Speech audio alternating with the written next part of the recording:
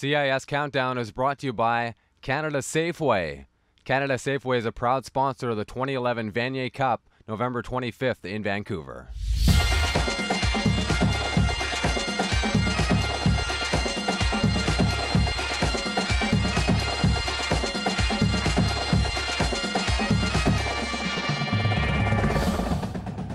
This is what Vancouver looks like on a cold, wet November day, and that is the reason why we have an indoor stadium in this town, and that's the place where the Vanier Cup will be played. This is the Vanier Cup. My old buddy George, what are we going to do without you in a couple of weeks? And this is CIS Countdown. This week, it was all about the playoffs, games that really mattered, and one that mattered to a lot of people out here on the coast was out at Point Grey. Andrew Wadden, tell us all about UBC. That's right, Jim. Big action this weekend around the CW. So let's get started with what happened right here in our own backyard. The number 6 Thunderbirds hosting their first playoff game since 1999 against the 10th-ranked Saskatchewan Huskies. Close to 4,000 fans coming out to Point Grey to see the blue and gold in the postseason for the first time, as I said, in 12 years. Scoreless into the second quarter, but Saskatchewan's knocking on the door at the UBC 15, but Trent Peterson tosses up a pick to Alex Babalos, and the Huskies come away with nada. After the teams traded field goals, the Huskies back inside the red zone, looking to take the lead going into the break. Peterson going to the end zone, but again throws an errant pass, this time to a wide open Chris Mark, who picks it off and takes it across the UBC 10-yard line. It's Peterson's 3rd interception of the quarter, and what was supposed to be a high-scoring affair is now tied at 3 at the half. In the third, the Thunderbirds' second drive of the half, Billy Green over the middle to Misha Tile, good for 18 yards. Then Green rolls out and spots a wide open Joey Gabrick, who takes it down to the Saskatchewan 4-yard line. On the next play, Green shows why he's a Heck Creighton candidate. Green throwing to the corner of the end zone. Touchdown, UBC, Jordan Green. Our Jim Mullen with some inflection on that call. Green threads it over 2 Huskies defenders right into the arms of Jordan Grieve for the 4-yard score. UBC is now up 10-3 late in the third Q. After a Saskatchewan field goal, Green shows off his versatility, running it in himself from a yard out. It's now 17-6 for the Thunderbirds after 3 quarters. Early in the fourth, and the home side has a chance to make it a 3-score advantage. Billy Pavopoulos going for a 34-yard field goal, but he misses wide to the left. That could prove to be costly. Next possession, Saskatchewan punting, and returner Spencer Bett puts the ball on the ground. The Huskies pounce on it at UBC's 14-yard line. UBC head coach Sean Olsen arguing for no yards on the play, but it falls on deaf ears. Jelani Gilbert-Norn is now in the game at pivot for the Huskies, and the man we call JGK hooks up with Sean Dewick on the next play for a 14-yard score. Suddenly, the Huskies are down by just a touchdown with 7 minutes to go on the road. Now with under 2 minutes left, Saskatchewan deep in its own end. JGK trying to use his athleticism to make something happen. Instead, he stripped of the ball near the UBC sideline. The Huskies with their 4th turnover of the ball game, and the T-Birds take advantage. 2 plays later, Green goes to the air. He's looking back at the end zone where David Scott makes a fantastic catch. Scott going over top Mitch Friesen in coverage and just hangs onto the ball. Acrobatic grab right there. The T-Birds can smell their first playoff win of the new millennium. But the Huskies aren't about to lay down. JGK, with under a minute to go, zips one to Garrett Bolin, who takes it deep into UBC territory. Very next play, JGK camps out in the pocket and goes deep to the back of the end zone. It's a jump ball between the Huskies, Garrett Burgess, and Sam Carino of UBC. Somehow Burgess comes down with it. Huskies pull within 5, and Carino can't believe it. Thought he had a pick there. On the ensuing kickoff, Saskatchewan trying for the onside kick. Cole Sampson lofts it up, but Tile right there to grab and secure the win for the boys in blue and gold. So UBC gets a late scare, but prevail with a 27-22 win, earning its first playoff win since 1999. Green goes 27 of 44 for 342 yards, plus the 2 scores. Mitch Schuster led the T-Birds with 117 yards in the air. Trent Peterson and Gilbert-Norn were like Jekyll and Hyde on this day. Peterson, who got the start, threw 3 costly interceptions, including one late in the first half, which would have given the Huskies a lead. JGK, however, played a fine game in relief, throwing 2 touchdowns that got his team back in it, but it wasn't enough. The Dogs are going home while UBC advances to the Hardy Cup. The but just who will they face? We never thought it was going to be easy. Our defense played awesome, and it's funny how things work. You know, you have an offensive group that's been maybe the strength of your team leading up, and then defense has been coming on. But you know, that's why they play the games. You know, you always people always want to talk about what's on paper, but you know, you can't measure the heart of people and progression and how you know, how much guys are willing to sacrifice. And our defense, you know, they played awesome. A bunch of turnovers, did a very good job against the run, and we're consistent. And, you know, I strongly believe, even as an offensive coach, that defense wins championships, and our defense is peaking at the right time. After 3 years of losing records, anytime that you can get your 7th win of the season and go to a Hardy Cup, it's huge. For this team, we knew that we could play, and we just had to come out today and show everyone what we could do. It was missed opportunities. It was points off the board. We had a chance to take the lead and let them come to us, right? Instead of us ended up falling behind and going back at them. So, I mean, that's you can't have 4 turnovers, and especially 2 in the red zone, and win many games against good football teams. And BC's got a good team. So we'll shift to the other semifinal. The Regina Rams in Calgary to face the number 2 ranked Dinos. For the Rams to win this one, they'll need a big game from that man right there. Could this be Adrian Charles' last game of his stellar CIS career? Regina hoping that Charles runs like this guy on what was a cold night in Cowtown. But it's the Dinos who got hopping early.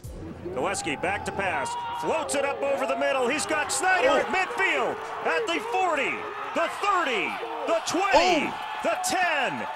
Touchdown, Calgary Dinos. Rich Snyder, Mr. November for this Calgary Dinos team. Jim Mullen getting double duty this weekend with the call. Eric Gillespie airs it out on Calgary's first series of the game to Rich Schneider. He goes 90 yards for the major, and the Dinos take a 7-0 lead. Regina would get on the board in the first cue with a 39-yard field goal from Chris Bodner. Second cue now, Calgary adds a safety to make it 9-3. Then, on its ensuing drive, Gillespie finds Snyder for a 25-yard pickup, which gets followed up by this Anthony Woodson 24-yard run. The Dinos are marching. 2 plays later, and it's time for Matt Walter to get into the action. He goes 21 yards for the major, and that's all the scoring Calgary would need to take this one. The Dinos go on to take the game 16-4. Gillespie with a solid performance, tossing 199 yards on 8 of 16 passes. 90 of those yards happening on that one major to Schneider, who had a fine day, hauling in 4 grabs for 143 yards and the 1 touchdown. I said at the start that Adrian Charles needed to be big for the Rams to have a chance, and he wasn't, going for just 63 yards on the ground. Charles's CIS career comes to a close, as does Regina's season. So the Dinos are off to the Hardy Cup for a 4th consecutive year. They'll play host to UBC next Friday. The team split the season series while holding court at home. Calgary came back to beat UBC in the one meeting at McMahon Stadium, taking that one 30-25. We head now to Ontario. Semifinal action around the OUA. McMaster was home to Queens. The Golden Gales trying to win their 8th straight game, but will begin in London on the campus of the nation's number 3 ranked team. The Western Mustangs at home to the Cinderella Windsor Lancers, who came in as a huge underdog. The Purple Ponies playing for the 4th straight game without starter Donnie Marshall at the pivot, so the nod goes to backup Ben Rossung, making his first CIS playoff start. And things don't start well for Western. Tyler Varga fumbles the ball in the Windsor red zone. The Lancers recover, but the Mustangs would be the first to strike. Already up 3-0, Rossung hooks up with Donnie's brother, Brian Marshall, with this 53-yard catch and run. That sets up this 10-yard score from Tyler Varga, and the home side now has a 10-0 lead. However, Lancers' next series, Dan Carino boots this 42-yard field goal, which got followed up by this Shea Pierre interception. Western surrendering its 2nd turnover in the 1st quarter. Lancers look to strike again, and that they do, starting the 2nd cue with another field goal, this time from Sebastian Ribert, and the Stangs' lead is now cut to 4. But Western wouldn't back down. 3 series later, on the Lancers 30, Varga on the draw play, busts through 24 yards, bringing it down to the Windsor 6-yard line. Check out the shimmy, shimmy, yeah, the youngster does here, breaking ankles, as the kids say. And then he caps it off with his 2nd TD on the day. Mustangs now up 17-6 and starting to ride away from the visitors. Western's D starts to ramp up the pressure. David Lee's sack here gets followed up by a Dylan Ainsworth sack, so the Lancers are forced to punt. A delay of game penalty would push Windsor back into its end zone, so they concede the safety and have to kick off. On the ensuing kickoff, this moonshot gets picked up by the Stangs freshman D lineman Ricky Osi-Kusi, who fumbles the biscuit, and the Lancers recover. And they make the turnover work for them as Kennedy connects with Dylan Whitfield for the major. The lead is now cut to 6. It's 19-13. Western would go 3 and out on its next series, so the Lancers get a chance to score before the half. They don't come up with anything, so they try the fake field goal onside kick, but it gets blocked by the home side, and Sean Blake takes it back 65 yards to pay dirt. What a gamble by the Lancers. Not sure what they were thinking there. Stangs take a commanding 26-13 lead into halftime. And Western would come out swinging in the second. First drive of the half, and Rawson goes deep for Andrew Thibodeau. He takes it to the house, a 73-yard catch and run, and the Stangs start to smell the blood in the water. It's now 33-13. But Rawson wouldn't help his own cause. First, he tosses this interception to Jermaine Simpson, but Windsor can't capitalize. However, on the Stangs' next possession, Rawson tosses his third INT on the afternoon, which leads to this Shamari Grant short yard score, and the visitors cut the Western lead to 13.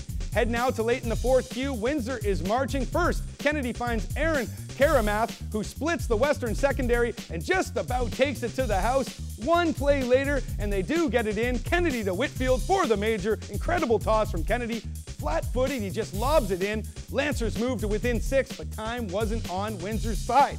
After the Lancers burn their final timeout on 2nd and 10, Western gambles through the air. He's going to throw the football. Brian Marshall this time comes down with it. First down, Western. Varga, playing the role of QB, finds Marshall for the first down, and that sealed the win for the Mustangs. Varga puts up an incredible 209 yards on the ground and 2 touchdowns. Outstanding game from the freshman. Andrew Thibodeau with 104 yards through the air and the 1 major. Austin Kennedy throws 374 yards and 2 touchdowns, plus 139 yards on the ground in the loss. Western is off to the Yates Cup for the 5th straight year under head coach Greg Marshall. So the Mustangs will face the winner of this game between the visiting Queens Golden Gales and the McMaster Marauders. First drive of the game, McMaster has it at midfield. Kyle Quinlan goes over the middle for Brad Fushasado for a 38-yard pickup down to the Gales' 18-yard line. 3 plays later, Quinlan calls his own number, draws the defenders in with the fake, and it's nothing but open field for the 5th-year senior. McMaster up 7-0 just 2.5 minutes in. That was the first rushing touchdown that the Queens defense has surrendered all season. Ryan Mitchell making his 2nd straight start for the injured Billy McPhee at pivot for the Gales, and it just wasn't his afternoon. With his team deep in their own zone, Mitchell tosses his 3rd interception of the first quarter, all 3 being plucked by Joey Capito, and that leads to this Chris Pizzetta 9-yard score. He's wide open. McMaster owns a 17-0 lead.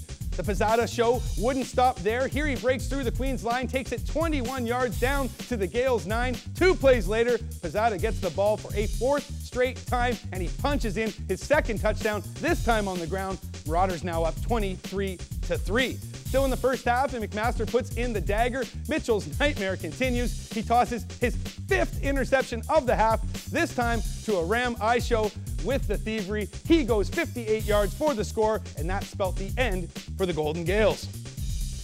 The red-shirted freshman Ryan Mitchell has a game that he'd like to forget. He tosses 6 picks on the day, 4 of them being snagged by Joey Capito. Capito snared 3 interceptions on the Gales' first 4 drives. Quinlan finishes 14 of 23 for 214 yards and 2 touchdowns. He also gathered 96 yards and 1 touchdown on the ground. Chris Pizzetta goes for 101 yards on the ground and the 2 scores. So that means McMaster takes to the road this Saturday to face the Mustangs in the Yates Cup. Western took the lone game between the 2 this season, topping the Marauders 48-21 back in week 2. Let's move further east now. We shift our focus to the Q, the #1 ranked Rouge et Or out of Laval. We're looking to head back to the Dunsmore Cup, having to face Concordia at home, but we'll kick things off in Sherbrooke. The Vert et Or playing host to the Montreal Carabins, with the 2 teams facing one another for a 2nd consecutive week. And it didn't take long for the Foxes to strike. Devant lui le 4, attention! Il est passé! Martin pour le plancher! Au 5, touché! Israël Bamba! Translation, touchdown Sherbrooke. By boy Ishmael Bamba does the samba through the Montreal defense, turns on the afterburners, and takes it all the way for a 68-yard return. Move now to the second. Jeremy Doyen-Rock hands the ball over to Benny Jock, but Jock tosses up the rock. Antoine Pruneau right there. First down, Carabins. And Montreal cashes in. Alexander Nadeau-Puis on play action spots Alex Dupuis, who makes a fine grab, splits the defenders, and it's touche Montreal. Carabins pull within 2. It's 9-7. On the Vanier next possession, it's Gabriel Bernard Perron, this time who fumbles, and who else but Pruneau, who pounces on the biscuit. A huge turnover for the visitors. As it leads to this 17-yard touchdown pass from Puis to Mathieu Laval, the Carabins take their first lead of the game. It's now 14-9. Shift to the third, Montreal capitalizes on another Sherbrooke turnover. Puis with this 1-yard QB sneak, that makes it 25-12. And in the fourth, after another Vanier turnover, Rotrin Sene puts the nail in the Greenies' coffin with this 9-yard touchdown run, and the celebration begins for the Carabins.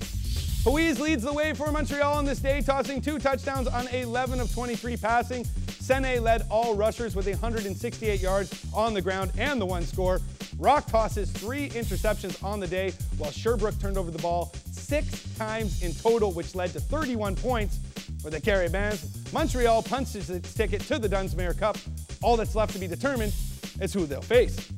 So we head to Laval, where the Rouge et Or and Concordia Stingers met in the other semifinal from the Q. The home side already up a 3 spot when Bruno Prudhomme scrambles out of the pocket and finds Guillaume Rioux for the major. The Rouge et Or are up 10-0. In the second, Prudhomme, with pressure, tosses it to a wide-open Adam Thibault, who finds some daylight, crosses midfield in Concordia territory. No Stinger can catch him, but he finally gets forced out at the 4-yard line. 2 plays later, Sebastian Levesque takes the rock in for a 1-yard score. That would make it 25-zip. Laval cruises to a 33-7 win. Prudhomme goes 16 of 29 for 281 yards and 1 score. Sebastian Levesque with yet another big game, 120 yards on the ground and the 1 major. He could be a dark horse for the Heck Creighton Award. Reed Quest throws 237 yards and 1 touchdown, plus those 2 interceptions. So Laval will play host to Montreal this Saturday in the Dunsmuir Cup. Remember, the Carabins are the only team to defeat the Rouge et Or this season, topping them 17-12 back on October 8th. As we do every week, we'll finish off in the AUS semifinal action between St. Mary's and St. FX, and this wasn't even close. The Huskies taking the game 25-2. Jack Creighton goes 8 of 18 for 107 yards and 1 touchdown. Devin Jones led the Huskies in rushing with 38 yards and receiving with 70 yards and 1 score. Ashton Dixon was the lone bright spot on the day for the X-Men, putting up a game-high 140 yards on the ground in the loss. The Huskies will now travel to Wolfville to face Acadia in the Loney Bowl final this Saturday. The 2 teams met each other twice this season, with each team winning at home. The Axemen got the best of the Huskies 2 weeks ago in what was a first-place showdown. Acadia took it 41-28 to earn top seed in the conference. So much for your prediction of Sherbrooke coming out west this year, Jimmy. Good thing you didn't put any significant money on them. Or did you? Well, thanks very much for that, Andrew. I did bet on all the other games, and I was right on those, so I did make some money. When we return, we'll take a look at the 3-time defending Canada West champions with their 3-headed monster. You're watching CIS Countdown.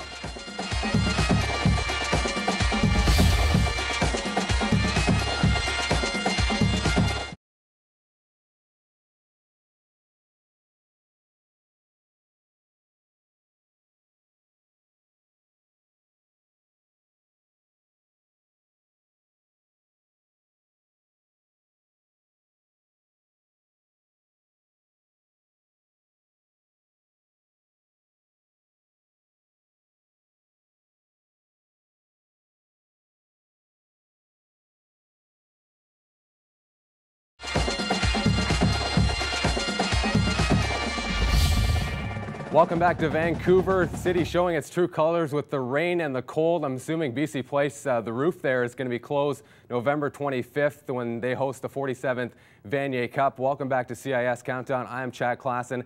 A team that's going to have a really good shot at playing in that championship game is the Calgary Dinos. They've been in the class of the CIS the last 4 seasons. They'll host UBC, of course, in this year's Hardy Cup final coming up on Friday.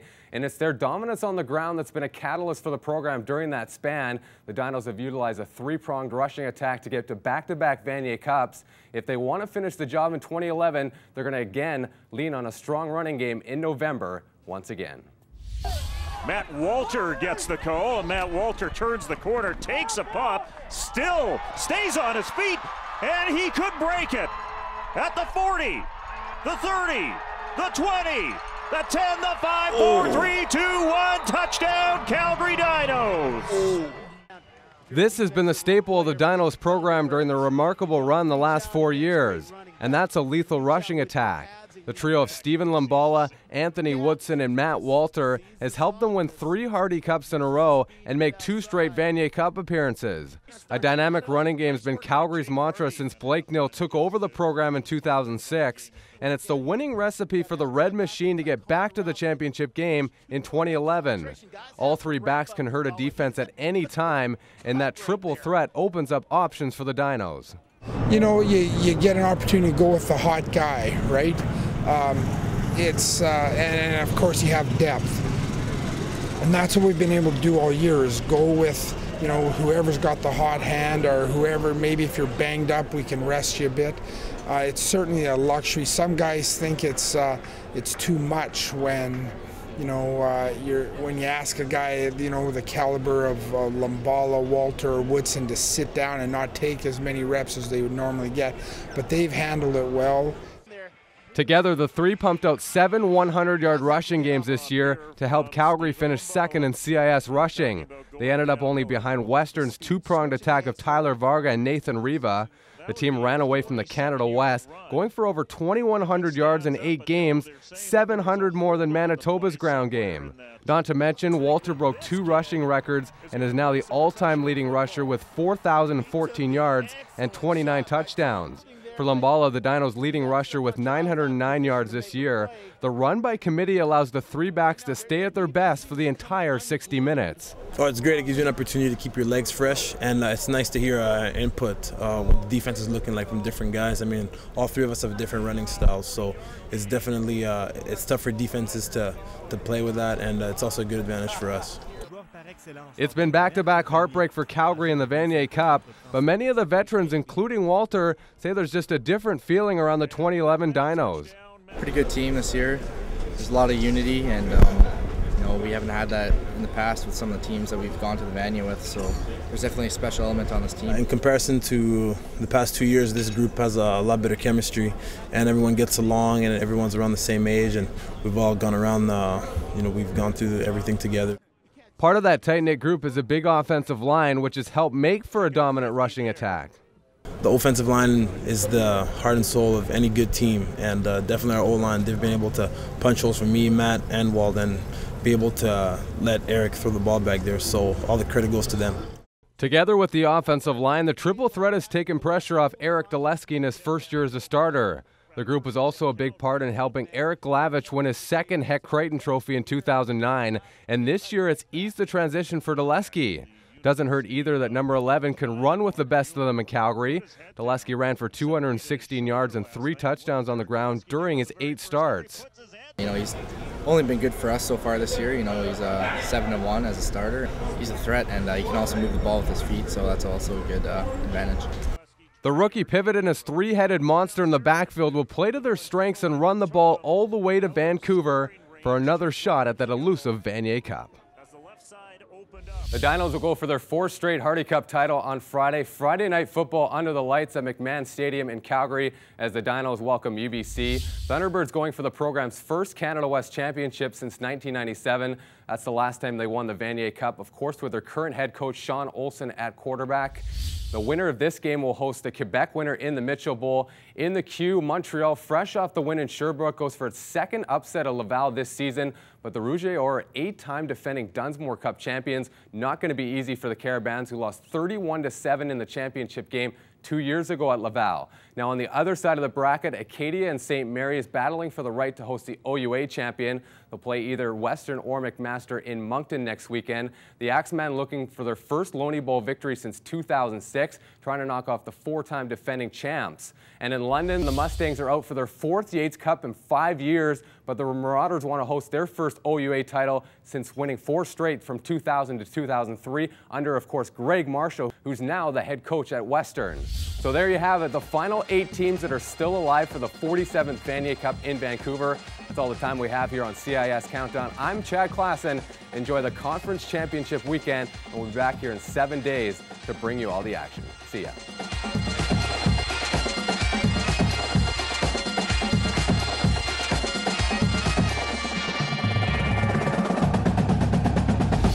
CIS Countdown is brought to you by Canada Safeway. Canada Safeway is a proud sponsor of the 2011 Vanier Cup, November 25th in Vancouver.